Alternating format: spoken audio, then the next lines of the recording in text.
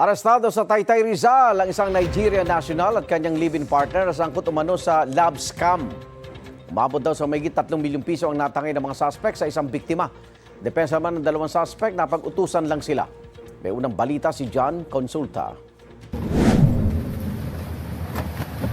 Pagkakuha ng senyas, pinalibutan agad ng NBI Rizal ang isang kotse sa parking lot na ito sa Taytay Rizal.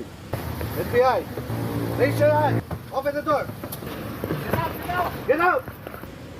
Tumaas ang tensyon na magmatigas ang dayuhang target at tumangging bumaba ng sasakyan. Pero nang dumami na ang mga ahente, napilitan na lumabas ng kotse ang Nigerian national. Stand up. Here. Get down. Get down. Hold your knee. Hold your knee. Sa kalapit na establishmento, arestado rin ang kanyang live-in partner. Ayon sa NBI Rizal, nag-ugat ang operasyon sa reklamo ng isang complainant laban sa isang dayuhan na nagpakilalang intelligence operative ng Amerika na kanyang nakilala sa isang dating app. Kinalaunan, naging karelasyon niya ito. Una ay hiningan siya ng pambayad sa mga materyales at mga workers noong di bahay niya pinapagawa dito sa Pilipinas. At pagkatapos dito daw huling mission niya, ay siya daw ay dito naman ninira sa Pilipinas. Umabot sa 3.5 million pesos ang kanyang naibigay.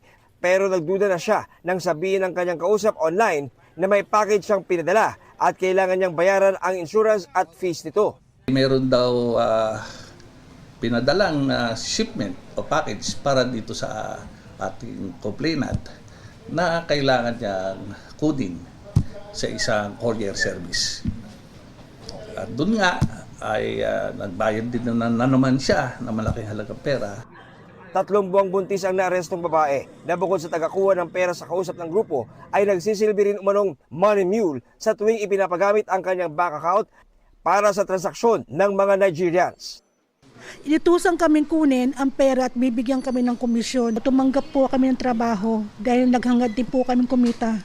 Hindi ko akalain na ganitong mangyayari. Kung ano po yung utos sa akin, iyon lang po ang ginawa ko. I'm not a scammer. I'm innocent. I'm used on this. This is not my kind of business. I have my own business.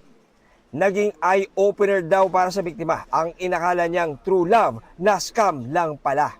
Kaya paalala niya, huwag maniwala o magbigay ng mga personal na impormasyon sa mga nakikilala natin online.